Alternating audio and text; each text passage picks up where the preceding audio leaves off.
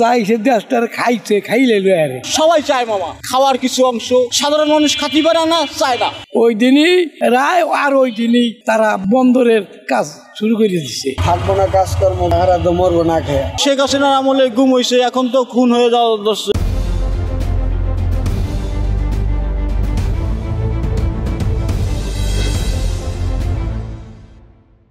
এইসব জায়গা তো ঢুকতে হয় না, অনেক কথা বলাও যায় না, বলতে চাইলেও বলা যায় না। বিশেষ করে বোঝেনি তো শেখ হাসিনার আমলে গুম হয়েছে, এখন তো খুন হয়ে যাওয়া দর্শক। হ্যাঁ, এখন প্র্যাকটিক্যাল সাধারণ মানুষের কাছে না জিজ্ঞেস করাই ভালো মামা। এরা চুপচাপ থাকে, দুটো ডাইল ভাত খায়, এটাই ওদের জন্য ঠিক আছে মামা। কারণ এগুলো তো আবার রাজনীতিতে চলে যাবে, কার পেটের ভাতে কম পড়ে যাবে, কিডা মেরে ফেলাবে, এইগুলো নিয়ে একটা ভয়ভীতিতে থাকতে হবে, বুঝলেন? এই জন্য অনেক কথা বলা যায় না। মুক্তিযুদ্ধ কোটাটা যে উঠে দেবে মামা, এখন তো নিজেরাই মুক্তিযুদ্ধ কোটা চাচ্ছে মামা। তাহলে আগের মুক্তিযুদ্ধ কোটা নিয়ে আন্দোলন করে লাভ কি হলো? কোনো লাভ আছে? হ্যাঁ, সবাই চায় মামা খাওয়ার কিছু অংশ, খাওয়ার কিছু অংশীদার। হ্যাঁ, সাধারণ মানুষ খাতি পারে না, চায় না। টানা তৃতীয়বার অর্জন করেছে দেশের সেরা সুপার ব্র্যান্ড স্বীকৃতি বসুন্ধরা টিস্যু। হলো একটা সিটার আর বাটপা, ও যাইছে দেশটার খাইছে খাইলে আরে কিছুই ছয় নাই। আমি বিদেশের তো ছয়টান ভালো নেই, বলে আমি জীবনও ভালো করবো না।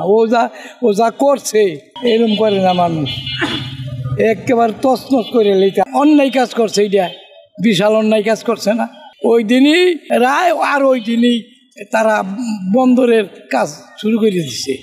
আর কিছু হবি না, ও কি রাজানি, ও তো কয়দিন পরে যাবেন চইলে, হয়তো বিএমপি আসবি আর জামাত আসবি, তো ওর দিয়ে লাভ কি? ও কি কোনো ষড়যন্ত্র? ও বেকার বেকার। 13 তারিখ থেকে 18 তারিখ পর্যন্ত মনে হয় না যে জমা এই 2 টাকা কামায় যে নিতে পারছি। দেশের তো ভাই ভয়াবহ একটা অবস্থা, দেশে একটা ভয়াবহ অবস্থা একটা দাঁড়াইব, এটা দেশে একটা বড় একটা ভয়াবহ অবস্থা দাঁড়াইব। কারণ আমরা গরিব যারা আছি তারা তো মনে করেন যে থাকবো না কাজকর্ম হারা তো মরবো না খেয়ে। দেখা ভাই আমরা কি করতাম, আমাকে তো পেট চালাইতে হবে।